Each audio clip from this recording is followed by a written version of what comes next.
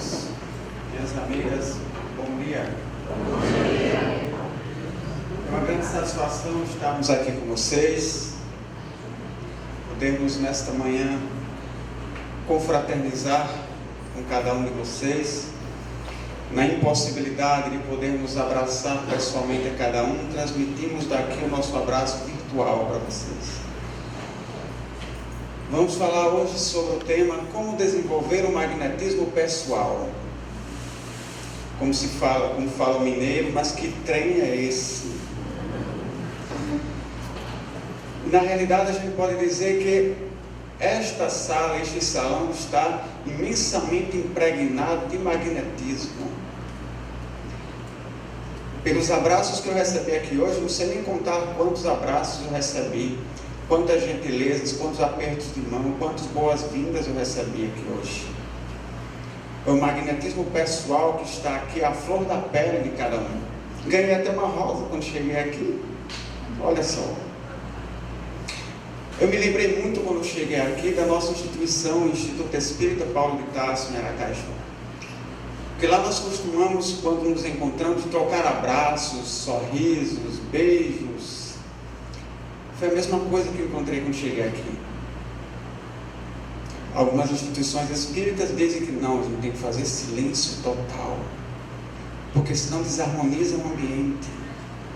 Enquanto isso, a mente está fervilhando, viajando por não sei quantos lugares, por não sei quantas coisas, mas a boca tem que fazer silêncio total, porque senão desarmoniza.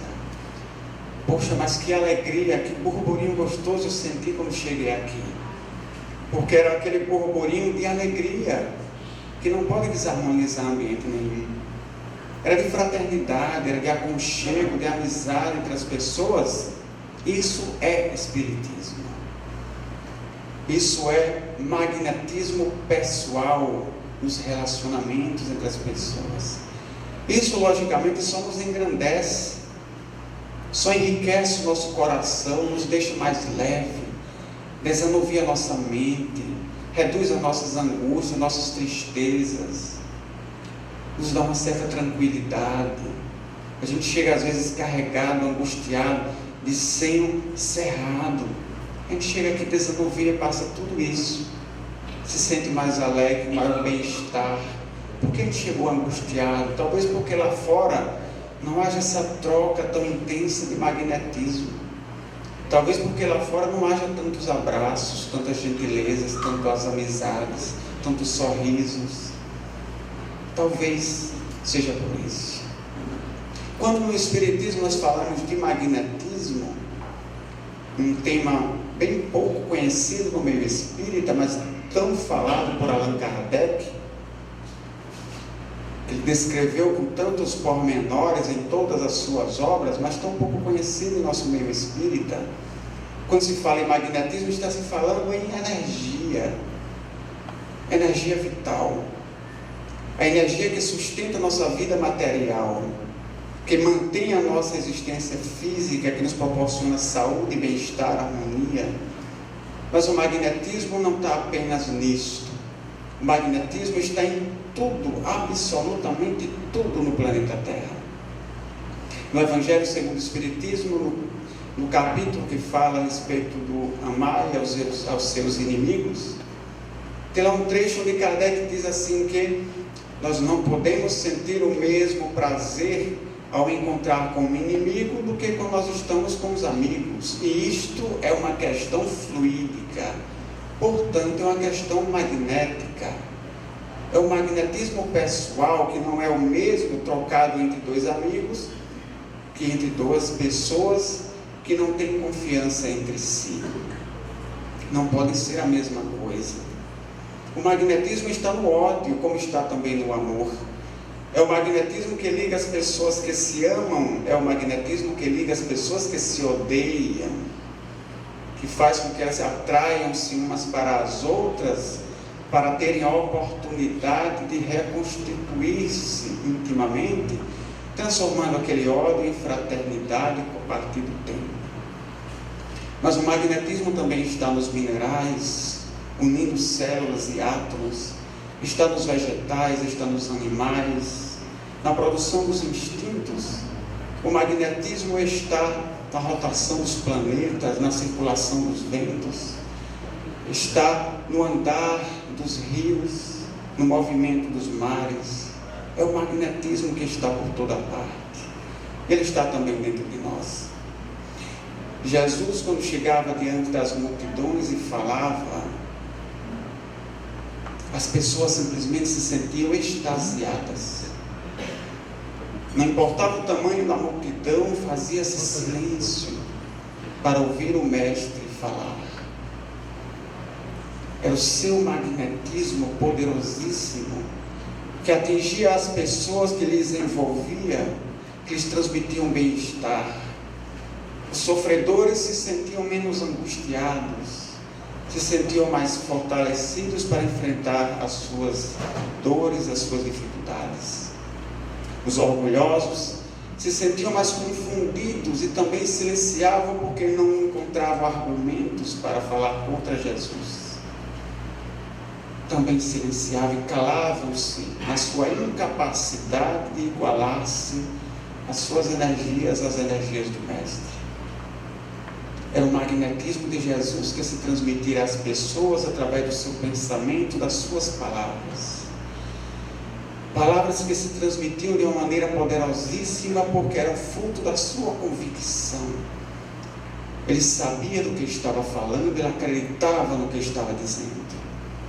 Da mesma maneira, os grandes, os poderosos que a humanidade viu surgir e desaparecer ao longo da história, eles também conseguiam mobilizar multidões atrás de si com o propósito da destruição e da guerra. Eles também tinham um poderoso magnetismo pessoal, que se transmitia às pessoas em volta, fazia com que elas também se extasiassem diante daquelas palavras, mas era um êxtase diferente, porque o propósito era do ódio, da perseguição, da guerra. Hitler foi um desses. Poderoso magnetismo, porque ele acreditava nas suas palavras. Ele acreditava no poderio alemão. Ele acreditava no que estava dizendo. Isso fortalecia o seu magnetismo pessoal, lhe dava uma extrema confiança no que estava falando. As pessoas então paravam para ouvir e se resolviam a segui-lo incondicionalmente. Qual era a diferença entre o magnetismo de um e o magnetismo de outro? Apenas o propósito que era diferente. Mas o magnetismo era o mesmo, fortalecido pela mesma causa, a convicção, a fé naquilo que estava transmitindo. Hitler tinha fé nas suas ideias, assim como Jesus tinha fé no que ele estava passando àquelas pessoas. Mas o que é na realidade fé? Como se desenvolve fé? Todos nós costumamos falar em fé e achamos que sabemos o que é uma fé.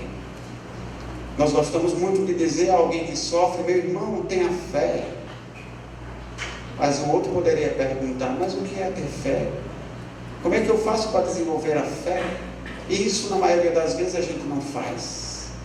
A gente apenas diz: tenha fé. Muitas vezes sem saber mesmo o que seja a fé. Paulo de Tarso, o apóstolo da caridade, não conheceu pessoalmente Jesus enquanto Jesus encarnado, mas recebeu o título de apóstolo porque foi um dos maiores divulgadores do cristianismo, do Evangelho de Jesus. Ele dizia que a fé é a certeza nas coisas espirituais. Certeza. Certeza significa 0% de dúvida, 100% de convicção. Se eu tiver alguma dúvida, eu não tenho uma certeza. Só é certeza se for completa, se houver uma convicção. Certeza das coisas espirituais. Quando nós desenvolvemos a fé desta forma, nas coisas espirituais, será muito mais fácil fazer nossa transformação interior. A gente ainda se angustia tanto quando se fala em transformação íntima, quando se fala em praticar a caridade, em ser mais humilde, mais paciente, mais tolerante.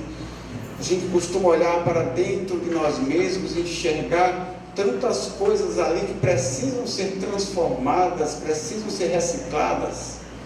Sentimentos velhos que ainda dormem dentro de nós, precisando ser transformados, sair dali, transformar o nosso ser. Mas a gente ainda se angustia tanto porque se vê diante da incapacidade de nos modificar.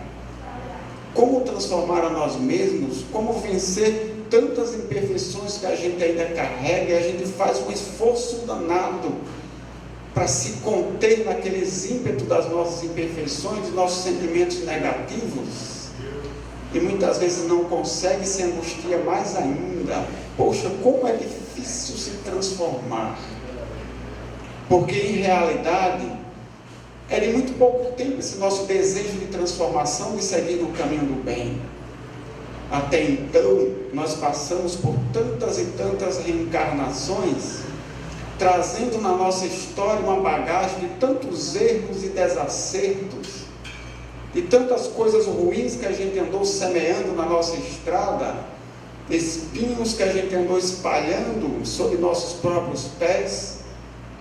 E agora, depois de tanto tempo, a gente vem pensar em se modificar.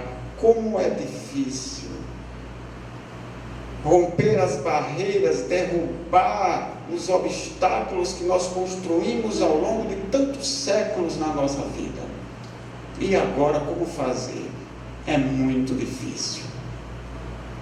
Mas, para nós desenvolvermos um magnetismo pessoal, a gente precisa desenvolver esta convicção, esta fé, para que possamos elaborar esta transformação íntima. Jesus disse: conhecereis a verdade, e a verdade vos libertará. Nós não conhecemos ainda essa verdade. O Espiritismo nos trouxe uma verdade espiritual que nós buscamos, que nós estudamos, conhecemos ela teoricamente, mas não conhecemos ela como uma convicção dentro de nós.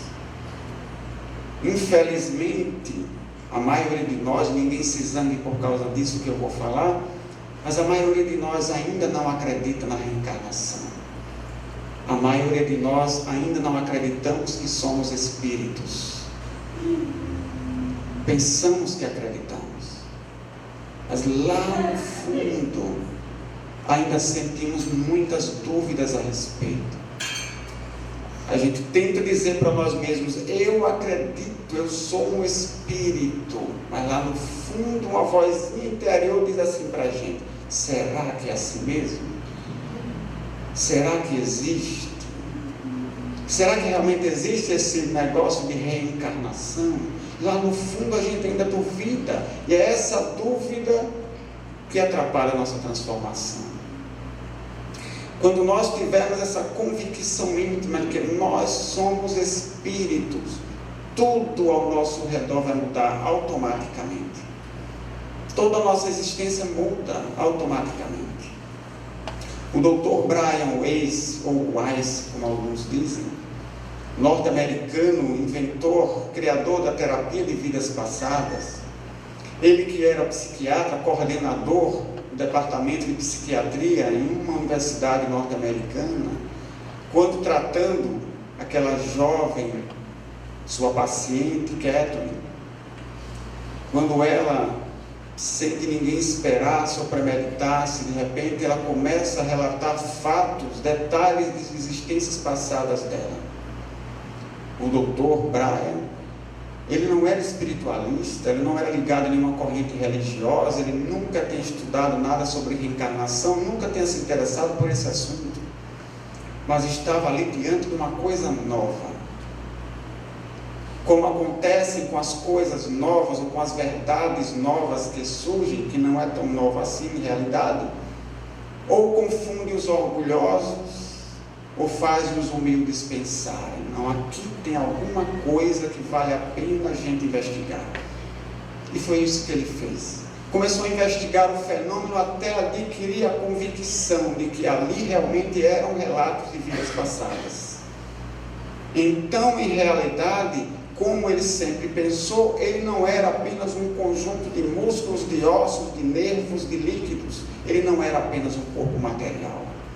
Agora ele tinha a convicção, ele era um espírito. Ele relata no primeiro livro que ele escreveu sobre o assunto, Muitas Vidas, Muitos Mestres, onde ele diz que isso mudou a sua vida, até mesmo as suas relações com sua família. Sair com a esposa e filhos para jantar tomou um outro significado. Ele não precisou fazer força para isso. Seu conceito de vida mudou completamente a partir do momento em que ele soube, em que ele teve a certeza de que ele era um espírito. Ora, se eu sou um espírito, nada mais importa. Ele fala que ao dirigir-se com a família para um restaurante, já iam discutindo dentro do carro, já iam brigando, se desentendendo. Aquilo era simplesmente sair para jantar fora, só, nada mais. Mas a partir daquele momento em que ele descobre a existência da reencarnação e da nossa vida espiritual, sair para jantar fora era estar com a família, era confraternizar-se com os familiares, era trocar ideias, era perguntar um ao outro como é que você passou o dia, como é que foi na sua aula de hoje, como é que foi no seu trabalho, era trocar sorrisos. As coisas mudaram completamente e automaticamente. Para a nossa transformação interior, a gente primeiro precisa mudar o nosso conceito de vida. A gente precisa acreditar em algo diferente do que a gente vem acreditando há milhares de anos. Sem isso, não há como se transformar moralmente.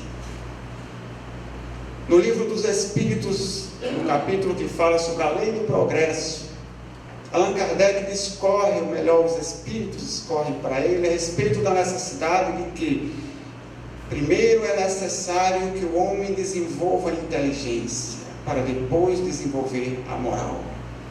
Porque a sua moral só consegue desenvolver-se até o limite da compreensão da sua inteligência. Ele precisa aprender o que é o bem e o que é o mal, para conseguir praticar o bem e deixar de lado o mal. Sem essa compreensão, ele só consegue praticar aquilo que ele acredita. Nós só praticamos aquilo que acreditamos. Como nós não temos uma convicção plena de que somos espíritos, portanto, nosso conceito de vida ainda é materialista. Portanto, nossos hábitos de vida ainda são materialistas. Por isso que os nossos sentimentos ainda são egoístas, orgulhosos. Porque está atrelada a nossa conduta às nossas convicções, e nossas convicções ainda são em maior proporção materialistas. Por isso que nós damos mais valor às coisas da matéria do que às coisas do espírito. É preciso que nós desenvolvamos essa convicção íntima. Nós somos espíritos. Foi o que aconteceu com os apóstolos de Jesus. Quando Jesus é crucificado, os apóstolos simplesmente se escondem, com medo das perseguições. Se mataram o mestre, o que não farão com os simples discípulos? Pedro então estava tão amedrontado que mesmo antes da crucificação de Jesus, quando Jesus foi levado a julgamento, ele estava lá próximo, acompanhando meio que de longe, meio escondido. 3 vezes lhe questionaram se ele não era um seguidor daquele Nazareno. Ele disse que não. Ele mentiu com medo de ser preso também. Ele não tinha ainda a fé, a convicção, a confiança plena nas palavras de Jesus, de que o meu reino não é deste mundo, e que seriam bem-aventurados os que sofressem por causa da justiça. Mas ele não acreditava ainda nisso, porque se acreditasse, ele iria valorizar muito mais aquele reino de Deus que Jesus falou, do que o reino da terra onde ele estava. Daí porque ele se amedrontou tanto. E todos os discípulos, depois que Jesus é crucificado, se escondem, até o momento em que Jesus reaparece para eles, materializa-se durante 40 dias, e transmite novas orientações, mostrando como deveria ser o trabalho deles dali por diante. Isso foi fundamental para os discípulos. Agora sim, eles tinham certeza, quando Jesus disse: vocês vão me matar, mas eu vou ressuscitar 3 dias depois. Ressuscitar como espírito, não corpo, o espírito. Porque ele sempre falou do reino de Deus, que era o mundo espiritual. Para aquela mentalidade da época, como entender que nós somos algo que não se vê, que não se pega, depois que o corpo morre, continua vivo, mas que é invisível, que está num outro lugar que ninguém vê. Hoje para nós isso é fácil de compreender, mas a inteligência da época não alcançava esses pormenores que eram subjetivos, não tinham como eles entender. Quando Jesus então falava do reino de Deus, aquilo meio que entrava no ouvido e saía pelo outro. Eles não conseguiam alcançar pelo pensamento a extensão do raciocínio. Mas quando Jesus se materializa para eles, se mostra vivo, aquilo lhes dá a convicção. Realmente é verdade. Eu não sei como acontece, mas o corpo morre, mas alguma coisa, a gente, a essência, fica vivo. E mais feliz do outro lado, no reino de Deus. Isso deu a convicção aos apóstolos, e a partir daí nada foi obstáculo para que eles divulgassem o Evangelho. Viajavam quilômetros a pé para divulgar o Evangelho. Hoje a gente anda de avião, vem de Aracaju para cá, em poucas horas a gente vem de avião, pertinho. Eles andavam a pé, no meio das matas, correndo perigos de doenças, de animais selvagens, de ladrões, de serem encontrados, de encontrarem com tropas romanas e serem presos ou mortos, ou carregados como escravos para qualquer região. Dormiam ao relento, comiam do pouco que conseguiam, mas nada era obstáculo para eles mais. Foram apedrejados, foram presos, passavam meses longe das famílias para divulgar o Evangelho, mas faziam com imensa alegria, porque agora sim eles tinham a fé, agora eles tinham a convicção das coisas espirituais, como disse Paulo. Se eles eram espíritos, pensava o apóstolo, se eu sou um espírito, eu não morro, então não tem problema se apedrejar esse corpo, se jogar na prisão, se ele passar fome, se ele adoecer, não tem o menor problema, porque é só um corpo, mas o espírito vai permanecer vivo. Então para eles a vida da matéria era um recurso, um instrumento para divulgar o Evangelho, não precisava nada mais além disso. Eles tinham uma plena certeza: nós somos espíritos. Nós não pensamos assim. A doutrina espírita surgiu há mais de 150 anos para nos trazer a convicção das coisas espirituais, para nos dar a certeza de que nós somos espíritos. Nós vemos muito hoje, infelizmente, no movimento espírita, desenvolverem-se ideias superficiais a respeito da ideia espiritual, que não nos trazem uma convicção, mas nos trazem uma crença. Infelizmente deixamos de lado há décadas um aspecto dos mais importantes e indispensável à doutrina espírita, que é o aspecto científico, que é justamente o aspecto que pode nos dar a convicção. Sem o aspecto científico da doutrina espírita, desenvolvemos uma crença espírita, não uma convicção espírita. Ela acaba se tornando uma religião como qualquer outra, mas não uma religião que nos dá a certeza das coisas espirituais. Porque deixamos de lado aquilo que Allan Kardec falou, o estudo dos fatos e dos fenômenos, que é o que pode nos levar à convicção. Precisamos retomar as bases da doutrina espírita, retomar esta caminhada para, a partir de Allan Kardec, podermos dar os passos adiante. Mas estamos deixando Allan Kardec de lado. Infelizmente, hoje no movimento espírita vem acontecendo algo semelhante ao que aconteceu com o catolicismo na época da Reforma. A Bíblia não era acessada pelo público em geral, porque ela só existia em latim, língua que o povo não falava. Os próprios religiosos não estudavam a Bíblia, nem os evangelhos, preferiam estudar os filósofos, os escritos dos pais da igreja, que interpretavam a Bíblia e seus ensinamentos. Distanciava-se cada vez mais da base do ensinamento, até surgir Martinho Lutero, para propor uma reforma nas bases da igreja. A primeira coisa que ele fez, traduzir a Bíblia para o alemão, que era a língua falada pelo povo, para que as pessoas tivessem acesso ao Evangelho. Propor uma retomada do estudo da Bíblia e do Evangelho pelos religiosos. É mais ou menos o que vem acontecendo hoje no movimento espírita. Estudamos diversas obras de autores espirituais ou encarnados muito bons, mas estamos nos distanciando da obra de Allan Kardec. Estamos estudando aqueles que interpretam o espiritismo ou que desenvolvem as ideias espíritas, mas estamos deixando para longe Allan Kardec. Não estamos nos dando ao trabalho de investigar cada obra, cada passagem, se está de acordo com a base de Allan Kardec. Estamos nos deixando levar pelo nome, pela fama do escritor espiritual ou encarnado, e não estamos tomando cuidado de verificar se está de acordo com a obra de Allan Kardec. Precisamos retomar esta base para podermos desenvolver um conhecimento profundo do espiritismo e uma convicção espírita. É isto que nos falta.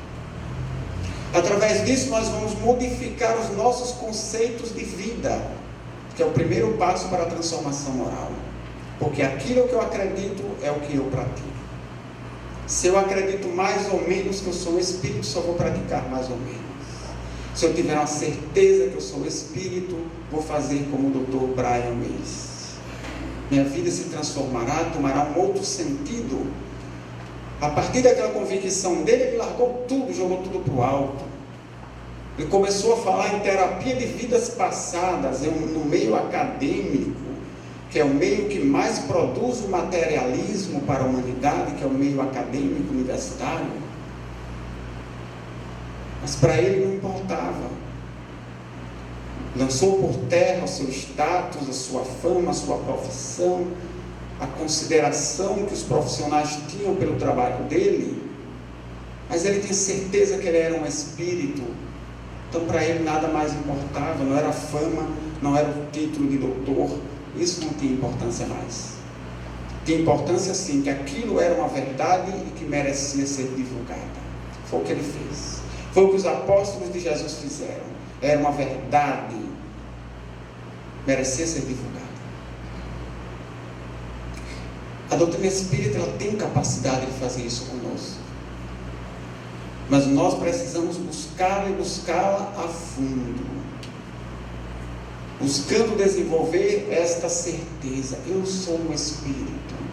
Uma certa vez assisti uma palestra, a palestrante dizia assim: sabe qual é a maior surpresa que o espírita toma quando chega no mundo espiritual? É ele ver que ele é um espírito. Porque em realidade não acreditamos nisso. Quando a gente chega lá e diz: mas é assim mesmo, tal qual estava lá nos livros que a gente lia, mas a gente não acreditava enquanto estava aqui. Esta fé que o Cristo tinha e que Hitler também tinha nas ideias dele, apesar de ideias distorcidas, mas que ele acreditava plenamente, era isso que produzia o magnetismo poderoso que eles tinham. A certeza que eles tinham na ideia que estava transmitindo.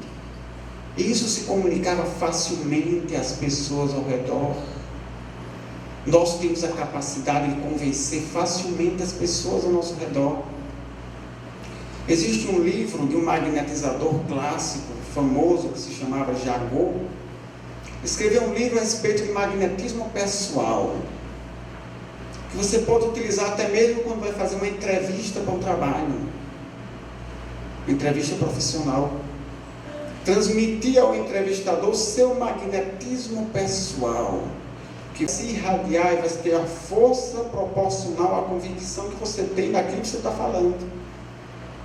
Quando ele pergunta qual a experiência profissional que você tem, a convicção com que você responder a essa pergunta é a força com que essa ideia vai entrar na mente de quem está lhe ouvindo.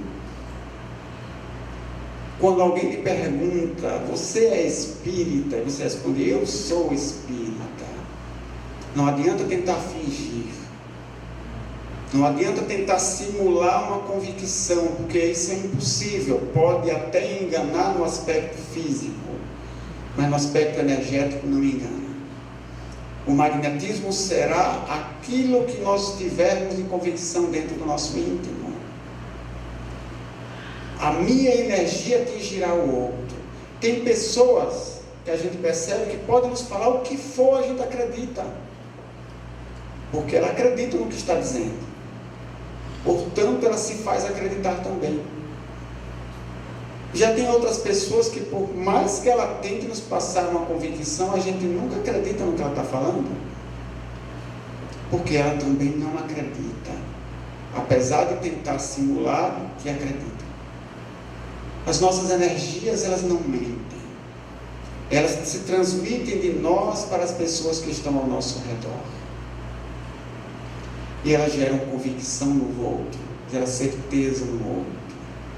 Se nós temos simpatia dentro de nós, essa simpatia se irradia. Não precisa ela dizer para ninguém, não precisa nem ela abrir a boca. Todo mundo percebe que estiver ao redor. Porque aquela simpatia se transmite naturalmente para os outros. A pessoa que é alegre por natureza, que tem uma alegria íntima, ela transparece a alegria, não precisa falar nada. E aquela alegria atinge os demais. Porque nossas emoções, nossos sentimentos, nossas sensações, nossos pensamentos, eles são energia. Ou melhor, eles geram energias. Eles manipulam as nossas energias, eles transformam as nossas energias.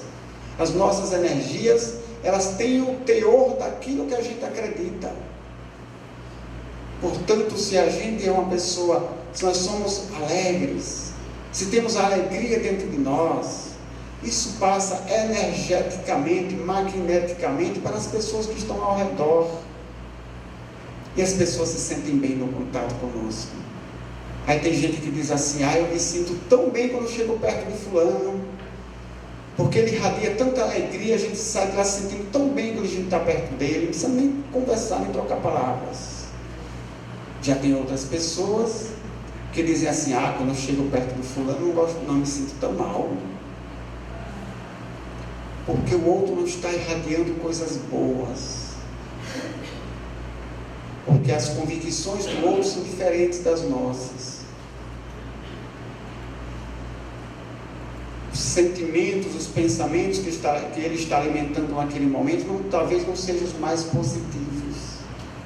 Isso modifica suas energias interiormente e isso transcende de nós, se espalha ao redor, atinge outras pessoas. E as pessoas então ficam sabendo como é que a gente está por dentro. Quando a gente presta atenção, se alguém chega aqui à nossa casa, a essa instituição, triste, se a gente prestar atenção, a gente vai perceber. Está lá no semblante, está lá no olhar da pessoa estampado, eu estou triste, eu estou angustiado. Na maioria das vezes, ou muitas vezes, a gente não percebe, porque a gente não presta atenção no outro. A gente só quer saber de nossas próprias angústias, nossas próprias dores, nossas próprias tristezas. Mas dos outros não interessa. Eu já tenho tanta tristeza, já tenho tanto problema, ainda vou estar me preocupando com o problema do outro. Eu quero ir lá na casa espírita para resolver o meu problema. Não ir lá para ver o problema de ninguém. Quero ir lá para resolver o meu. É aí quando o nosso não se resolve. É da lei da vida. Faz parte da oração de Francisco de Assis, é dando que se recebe. Você quer alegria para a sua vida? Dê alegria para os outros. Não fique esperando que alguém faça você feliz, porque você só será feliz quando você se preocupar com a felicidade do outro. Não há como, a lei é essa. A gente tem que dar amor para receber amor. Tem pessoas que dizem assim: mas eu só me meto em relacionamentos infelizes porque você só cultiva a tristeza. Uma certa vez, um indivíduo chegou na nossa instituição querendo fazer um atendimento para começar um tratamento. Ele dizia assim: já vem de um certo tempo, eu não consigo parar emprego nenhum. Perdi meu último emprego há um mês, não tem jeito de arranjar um outro emprego. Com a minha namorada eu só vivo brigando o tempo todo. Tem que ter algum problema aí. Tem que ter alguma coisa espiritual que está atrapalhando. Eu queria fazer um tratamento. Ele disse que já vinha de 4 casas espíritas. Quando começou o tratamento, deixava, depois foi para outra, começou, deixava. Ou seja, é uma pessoa que está cultivando os próprios problemas. Não está buscando as soluções necessárias onde ele pode encontrar a solução. E aí, às vezes a gente tem que usar uma certa firmeza com algumas pessoas quando chegam querendo fazer tratamento. Aí eu perguntei logo para ele: o que é que você está fazendo para conseguir um emprego? E o que é que você está fazendo para cultivar um melhor relacionamento com a sua namorada? Você já parou para pensar? Se você não está alimentando esse desentendimento entre vocês dois, se você não está alimentando essa sua dificuldade em encontrar um emprego, ele foi embora e nunca mais voltou. Acho que não gostou do que eu falei para ele. Talvez tenha ido buscar uma outra casa espírita, onde talvez as pessoas lhe tratem com mais carinho do que eu tratei a ele, onde talvez as pessoas digam: venha para cá que nós vamos resolver seu problema. Só que ele queria uma resolução imediata, uma resolução rápida, como acontece muitas vezes das pessoas que buscam tratamento na casa espírita. Eu quero e quero para logo. E muitas vezes não quer nem esperar na fila. Está demorando tanto tratamento essa noite. Devia ser mais rápido, será que essa fila não anda? Mas a gente vai muitas vezes para o médico, paga, consulta cara, espera horas pelo médico para ser atendido, e às vezes ainda depois de horas esperando, a secretária diz: olha, o doutor não vem hoje, ele teve que fazer uma cirurgia não sei aonde, teve que atender não sei quem não sei aonde, não vai vir hoje. A gente volta para casa, vai retornar para lá outro dia, marcando uma outra consulta, e a gente ainda paga caro por isso. Na casa espírita é gratuito, então tem que ser muito rápido, eu não quero esperar muito tempo, e quando o meu tratamento começar, tem que terminar rápido. Às vezes as pessoas chegam para se tratar e perguntam logo assim: quanto tempo vai durar meu tratamento? Não sei, não tenho a menor ideia. Vai depender, cada caso é um caso, pode demorar pouco tempo, poderá demorar muito, depende, cada caso é um caso. Não se preocupe com o tempo que você vai se tratar. Vamos tratar, acredite no tratamento, acredite no resultado, vamos seguir de frente. Se preocupe-se com relação ao tempo. Mas as pessoas já chegam querendo ver a hora de sair, a hora de ir embora e terminar seu tratamento. Poxa vida! Mas o que é que nós estamos fazendo para tratarmos intimamente? Para darmos a nós mesmos suporte para o tratamento. Nós estamos em tratamento lá na instituição, uma jovem esquizofrênica. Ela já chegou à fase adulta, ela já está mais ou menos há uns 15 anos de esquizofrenia. Aliado à esquizofrenia, um processo obsessivo severíssimo, inclusive com tentativas de suicídio. E as sugestões que nos foram dadas com relação ao tratamento a ela vai ser um tratamento longo. Não adianta reverter a doença rapidamente, porque se isso acontecer, facilmente ela retornará aos mesmos erros do passado. No caso dela, que nem todo caso é assim também, no caso dela é preciso que o tratamento seja lento, para que cada melhora que ela vá alcançando tenha como suporte a transformação dela. para que ela não retorne aos erros do passado. Nós queremos resolver tudo rápido. Quantos séculos esta jovem levou para estar nessa situação? Quantos séculos de erros, de crimes, de discórdias, de destruição, de sangue derramado, ela levou construindo o que ela é hoje. A gente quer em algumas semanas resolver tudo. É a longo prazo, é o tratamento de uma existência. Não só o tratamento magnético, mas também um tratamento íntimo, de orientação moral e de vivência moral, que ela precisa fazer por si mesma, que ninguém tem como fazer por ela. Que não adiantaria, no caso dela, a gente erguê-la da sua doença, mas ela retomar novamente todos os ímpetos do passado. Precisa ter o suporte moral. O que poderia acontecer? Se tirássemos logo a doença dela, ela iria embora da instituição. Mas eu terminei meu tratamento, vou embora, talvez nunca mais voltasse, e não quisesse saber daquelas orientações. Enquanto o tratamento acontece, ela vai sendo orientada.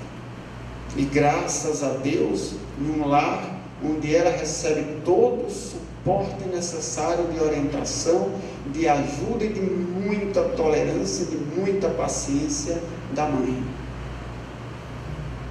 que provavelmente deve estar envolvido no mesmo enredo da história da filha, e que está ali para suportar junto com a filha, porque é um caso dolorosíssimo, que requer muita saúde, que requer muita paciência, que requer muita tolerância, muita compreensão, porque não é fácil lidar com um esquizofrênico na situação em que ela está.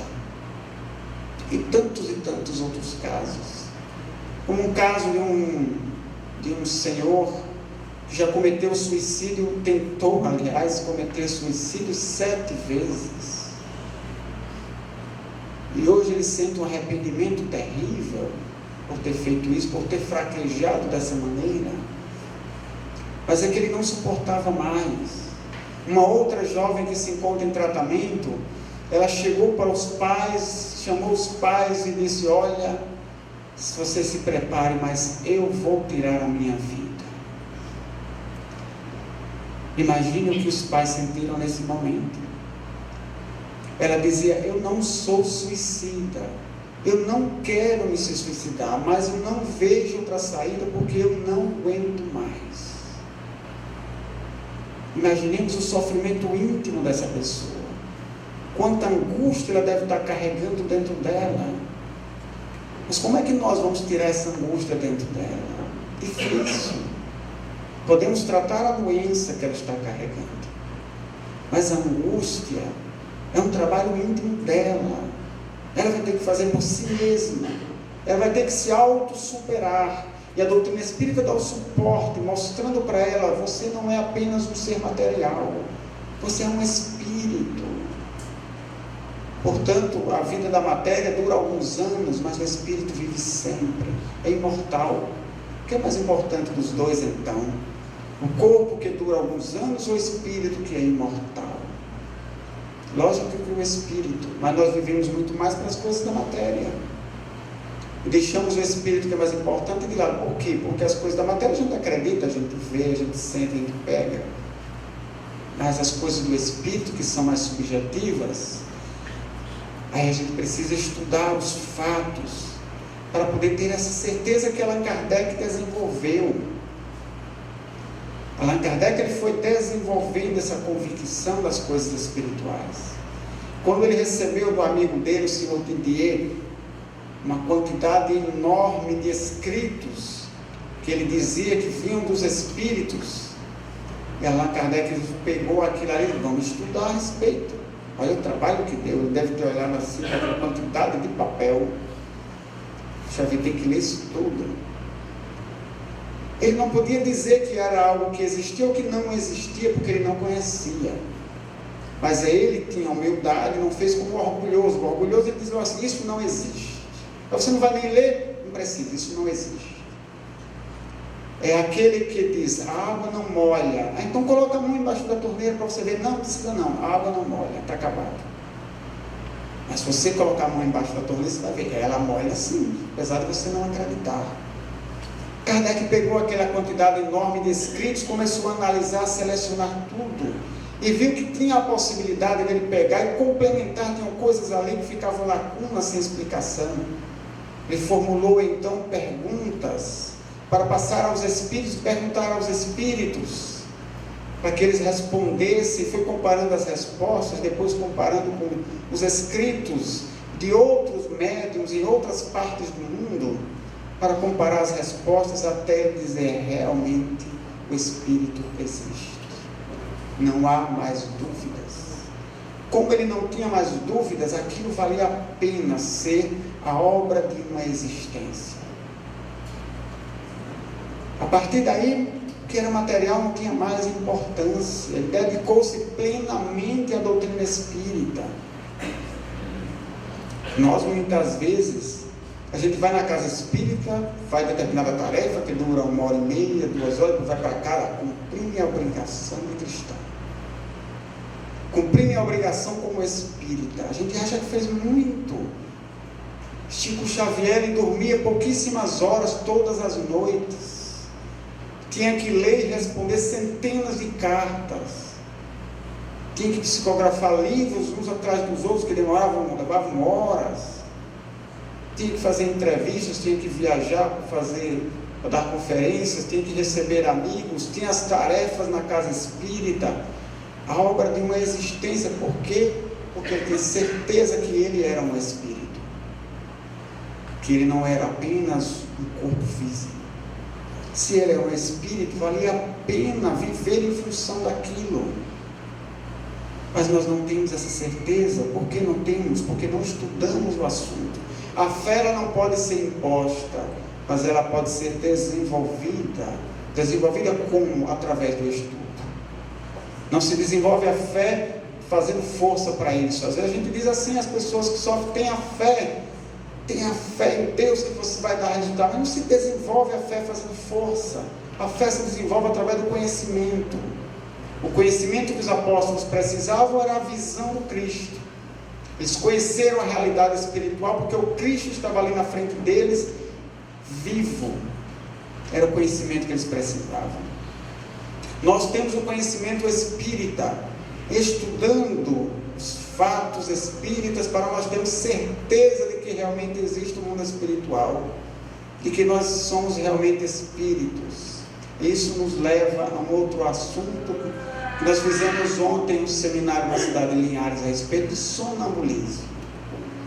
E Allan Kardec diz que o sonambulismo é o recurso que nos dá a prova irrecusável da existência da alma. Quando a gente fala em sonambulismo, muita gente não sabe o que é. Mas está lá um capítulo imenso do Livro dos Espíritos falando sobre isso, sobre sonambulismo e outros temas correlatos. Através da mediunidade nós adquirimos a certeza da vida espiritual, do espírito desencarnado. Mas através do sonambulismo é que nós temos a certeza da existência da alma humana, do encarnado. Porque nós vemos o sonâmbulo muitas vezes enxergar coisas que estão à distância. E diz Allan Kardec, se ele está enxergando algo que está longe, e se ele não está enxergando com os olhos físicos, porque isso seria impossível, e se seu corpo encontra-se aqui, é porque alguma coisa saiu dele e foi até lá. E o que seria essa coisa senão a alma? Eis aí a prova da existência da alma humana. Mas de outra oportunidade, quem sabe a gente fala sobre sonambulismo com maiores detalhes, porque é um tema muito vasto e muito interessante também. Mas o magnetismo pessoal, esse que nós podemos desenvolver no nosso dia a dia, que abre portas, que facilita a nossa vida, há pessoas que às vezes têm uma feição tão carrancuda, que às vezes ele fecha portas ao invés de abrir portas. O magnetismo pessoal que ele transmite afasta ao invés de atrair pessoas. Mas aquele que sente a alegria, que sente o bem-estar por dentro, o bem-estar por estar vivo. Encontrei ontem uma companheira que disse assim, olha, Mas será que não vale a pena a gente sorrir? Nós estamos vivos. Isso já não é motivo suficiente para a gente ser feliz? É, claro que é. Por mais difícil que seja a existência, por mais dolorosa que seja a nossa vida, por mais problemas que a gente carrega, se angustiar ou não, sofrer ou não com isso, depende de cada um. A cruz, muitas vezes, ela é colocada nas nossas costas, a gente não escolhe. São as expiações, são as provações, muitas vezes consequências dos nossos atos passados. A gente está aqui nessa existência, ninguém está livre de problemas. Não existe uma única pessoa na humanidade que atravessou toda a sua existência, do nascimento à morte, sem ter passado pelo menos uma vez por um problema na sua vida. Não existe. Todo mundo está sujeito a problemas, mas sofrer com esse problema, se angustiar com esse problema, depende de cada um. Nós podemos ser felizes mesmo carregando a nossa cruz. E ontem eu tive a felicidade ontem à noite de encontrar uma pessoa assim, carregando uma cruz pesadíssima com um sorriso nos lábios.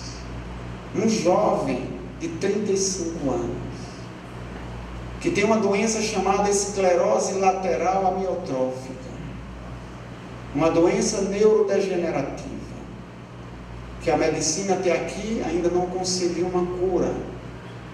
O máximo que se consegue através de um tratamento interdisciplinar, que envolve fonoaudiólogo, fisioterapeuta, psicólogo, neurologista, é fazer com que ela continue progredindo mais lentamente. Mas a pessoa sabe que quando chega essa doença que ele vai desencarnar e não vai demorar muito tempo, porque ela também é muito rápida e o diagnóstico dela é demorado para o indivíduo iniciar o tratamento. Não existe um diagnóstico seguro, mas sim por exclusão. Não é essa doença, não é essa, não é essa, não é, já que não é nenhuma, então é a esclerose lateral amiotrófica. Esse jovem tem 35 anos, já está andando de cadeira de rodas, não consegue movimentar os braços, apenas muito pouco para se alimentar. A voz já está arrastada porque os músculos eles vão sofrendo uma alteração, uma desenergização, como ele mesmo disse, e daí a pouco vai se perdendo todos os movimentos do corpo, vai se dificultando inclusive os movimentos dos músculos para a respiração, para a deglutição também. E aí o indivíduo não morre dessa doença, ele morre muitas vezes engasgado por falta de ar, daqui a pouco tem que respirar com aparelhos, tem que fazer uma traqueostomia, que eles fazem um orifício na traqueia, coloca-se um pequeno instrumento para facilitar que ele respire por aí, porque ele já não consegue mais movimentar a musculatura do seu sistema respiratório. Doença muito dolorosa, um jovem de 35 anos, mas com um sorriso nos lábios. Ele e a esposa, mais jovem ainda do que ele, vieram dirigindo da cidade de Contagem, em Minas Gerais, mais de 600 quilômetros até Linhares, para podermos conversar a respeito de sua doença. Saíram de Minas de manhã, foram 12 horas de viagem dirigindo.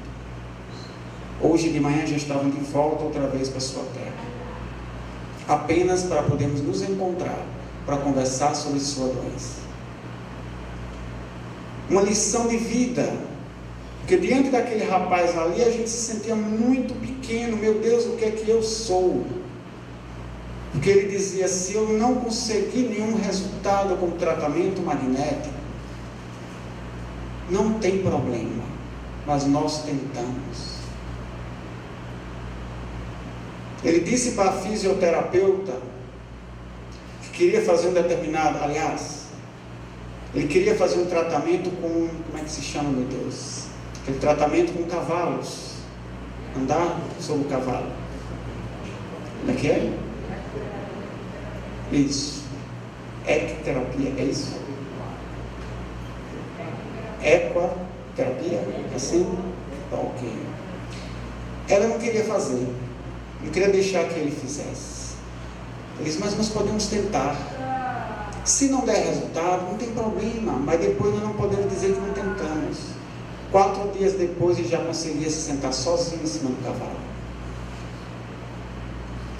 Ele dizia: eu posso me curar, porque a causa da doença eu resolvi. Ele não sentia mais angústia nenhuma. Passou por uma depressão terrível devido a muitos problemas na sua vida pessoal e profissional. A partir dessa depressão começou a desenvolver a doença. Tratou-se da depressão, agora estava com o astral lá em cima, irradiando um magnífico magnetismo pessoal para todos ao redor. Sua esposa da mesma forma, jovem, menos de 30 anos de idade, mas que cuidava dele com uma delicadeza, sempre com um sorriso nos lábios, sem nunca expressar qualquer forma de cansaço físico ou mental. Estava ali sempre ao lado para cuidar dele, acompanhá-lo, fosse no que fosse.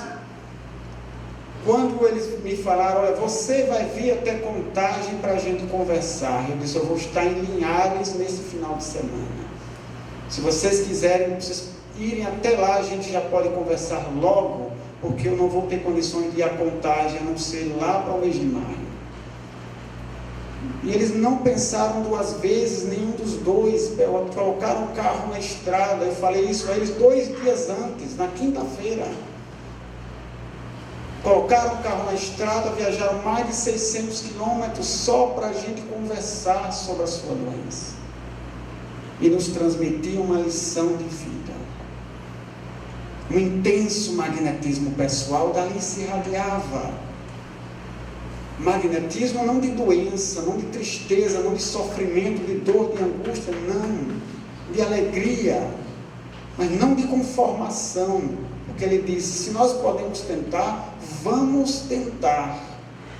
Se der pouco resultado, não der resultado nenhum, não tem problema. Se Deus achar que eu não mereço, que eu tenho que desencarnar, vou desencarnar, não tem problema. Mas nós tentamos. Quantas vezes a gente baixa a cabeça e diz: não tem mais jeito. Como aquela jovem que disse aos pais: vou me suicidar porque não aguento mais. Quantas vezes a gente pensa, talvez não assim tão radicalmente, mas a gente baixa a cabeça e diz: não tem mais jeito, vou entregar os pontos. Não tem mais como consertar, a vida acabou, é isso mesmo. E a gente ou se conforma, ou a gente se angustia e sofre ainda mais. Nós somos os construtores das nossas tristezas, portanto, nós temos de nós um potencial de cura. A mesma energia de um passista que cura um doente, nós temos dentro de nós essa energia, podemos curar a nós mesmos com essa mesma energia. Podemos movimentá-la, podemos dar uma qualidade curativa a ela. Uma vez um amigo meu disse que um mentor espiritual chegou para ele e disse: você pode se curar. Ele estava doente. Quando você for tomar banho, chegue lá na frente do espelho e diga: eu vou me curar. Ordene as suas células que elas vão se regenerar. Depois de um mês ele voltou lá e disse: não deu resultado não. Aí o mentor disse: você fez errado. Eu não disse para você pedir a sua célula, eu disse para você mandar as suas células se regenerarem. Você é o Senhor delas. O corpo está subordinado ao espírito, não o contrário. Nós temos o poder de nos curar. Quantas vezes acontecem essas curas espontâneas? A pessoa não faz tratamento nenhum, não toma remédio nenhum e de repente a pessoa se vê curada. E a medicina não sabe como explicar. São as curas espontâneas, são as autocuras muitas vezes.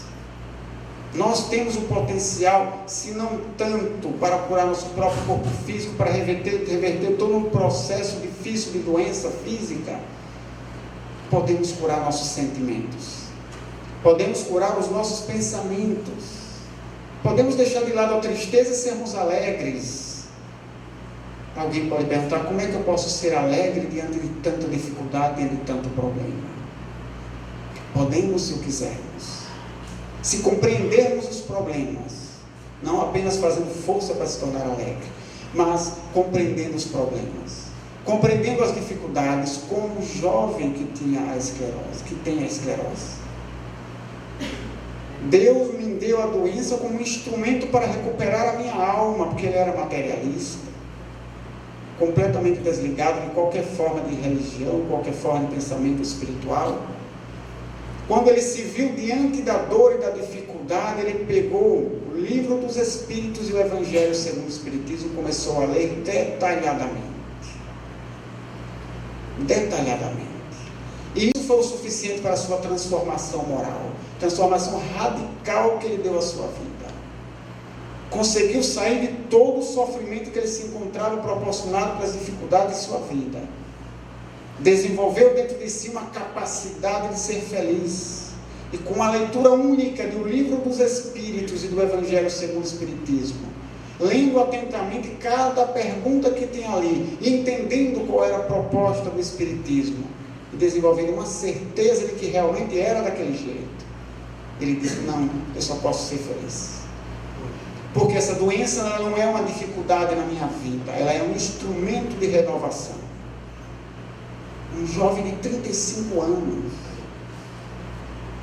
Poxa, quantos anos às vezes a gente passa lendo as obras espíritas, assistindo palestras, participando de seminários, e a gente não consegue entender o livro dos Espíritos como aquele rapaz conseguiu, e sem nunca frequentar uma casa espírita. Sozinho, um autodidata. Dá lição até aos médicos a respeito da sua própria doença, porque ele consegue enxergar detalhes na doença que a medicina, muitas vezes pelo hábito de reproduzir aquilo que aprende na faculdade, um vai aprendendo com o outro e vai reproduzindo da mesma forma, às vezes não consegue olhar ao redor para ver outros detalhes. E ele dizia muitas vezes: eu posso ajudar, eu posso lhe ajudar, dizia ao médico, eu posso lhe ajudar a compreender melhor minha doença, porque tem coisas nela que eu estou enxergando que os médicos não estão olhando, não estão observando. E o médico dizia para ele: não se preocupe, nós estudamos aqui o caso, nós temos prática em lidar com essa doença. Não lhe dava um ouvido, porque ele desenvolveu um conhecimento bem maior, que vai além da compreensão da medicina. E nós estamos há tantos tempos, há tantos anos, às vezes, dentro da doutrina espírita, o que nós já fizemos por nós? Qual a transformação que nós já conseguimos elaborar no nosso íntimo? Ainda nos deixamos levar pelas dificuldades, pelas dores? Ainda desenvolvemos dentro de nós as angústias? E aí nós enchemos os consultórios psicológicos, psiquiátricos. Lógico que espírita também adoece, claro que sim. Espírita também tem o direito de ficar doente. Espírita também tem o direito de adoecer psicologicamente ou fisicamente. Mas o que nós não temos direito, sendo espíritas, é de sermos tristes. Porque nós compreendemos o que é a dor, o que é a doença, para que é que ela serve. Ela está aí como recurso de regeneração da nossa alma, como uma alavanca que nos impulsiona para a frente como espíritos. Fazendo isto, a doença ela desaparece muito mais rápido, porque o objetivo que a doença tinha já foi cumprido, que era nos ensinar uma lição. Se já aprendemos essa lição que a doença nos traz, qual o sentido daquela doença continuar existindo? Ela desaparece. Mas nós podemos fazer muito mais por nós mesmos, porque nós somos filhos de Deus, e isso não é qualquer coisa. Jesus disse: vós sois deuses, vós sois o sal da terra, vós sois a luz do mundo. Podereis fazer muito mais do que eu fiz. Se tiverdes fé do tamanho de um grão de mostarda, podereis dizer a este monte: sai daqui para acolá, e assim acontecerá. Nós não estamos movimentando nem mesmo as nossas angústias e tristezas. Significa que a nossa fé é muito menor do que um grão de mostarda. E olha que um grão de mostarda é pequeno. Bastava isso. Mas nós podemos desenvolver essa fé? Podemos. através do estudo da doutrina espírita. A doutrina espírita tem imensos recursos para nos convencer da nossa realidade, daquilo que nós realmente somos. Estudemos a doutrina espírita. Livros espíritos, eu costumo dizer, não são para ser lidos. Livros espíritas são para ser estudados. Às vezes a gente tem pressa para começar um livro e terminar logo para começar o outro.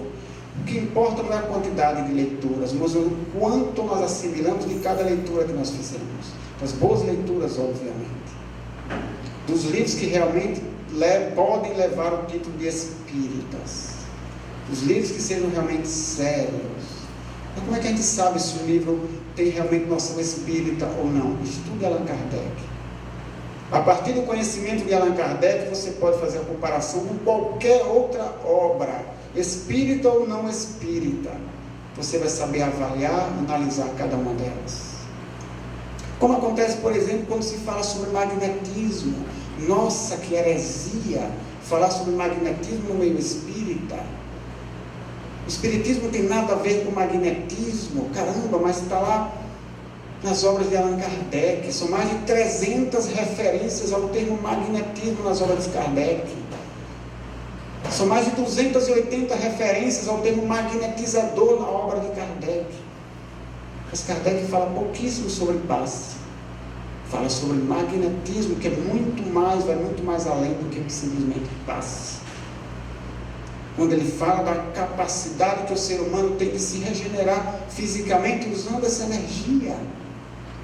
A energia magnética ou energia vital, que é a energia da vida da matéria. O jovem ontem à noite, conversando comigo, que tem a esclerose, ele me lembrou de uma passagem do Livro dos Espíritos, uma pergunta cuja resposta os Espíritos deram a Allan Kardec.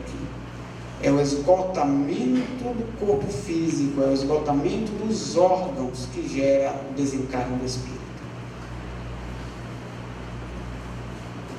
Não é o Espírito, quando ele quer partir, que ele vai embora. Não, é quando o corpo não dá mais condições de manter a vida. Enquanto o corpo físico der condições de que a vida se mantenha na matéria, o espírito vai ficar preso a ele. Então é o esgotamento dos órgãos. Podemos trabalhar então para que os órgãos não se esgotem. Ajudar alguém que está doente para que seus órgãos se revitalizem. Como é que se faz isso? Tem que se estudar a técnica apropriada. Não é de qualquer jeito, não é de qualquer forma. Mas é simples, não é complicado. É uma energia que todo ser humano tem, pode ser utilíssima. E que, acredito eu, tenho quase certeza, futuramente atravessará as paredes dos centros espíritas e chegará para a humanidade, como recurso eficiente de cura para toda e qualquer doença. Muitas vezes a gente diz assim, mas o passe é apenas um complemento do tratamento. É apenas um complemento do tratamento que é da medicina ou da psicologia. Isso se desenvolveu, esse pensamento em realidade, por medo, nós espíritas. Medo das represálias, muitas vezes, da medicina. E tantas vezes que já se abriram processos contra os médiuns curadores, de estarem fazendo charlatanismo, uma falsa medicina, por medo, aí a gente colocou a medicina lá em cima e o passe lá embaixo. Só que o grande problema é que nós começamos a acreditar nessa inverdade. Daí porque nossos passes não têm resultados muito positivos. Tem resultado? Tem, mas muito menos do que era possível. Mesmer, o criador da ciência magnética, que dedicou a sua vida porque ele tinha certeza das ideias que ele estava expondo, dedicou a sua vida para convencer a medicina e convencer a ciência de que nós temos uma energia que é capaz de curar, e ele curava. Ele morava sozinho num casarão. Quando alguém chegava para ele querendo se tratar, ele abrigava na sua residência essa pessoa, hospedava essa pessoa na sua residência e não deixava que saísse.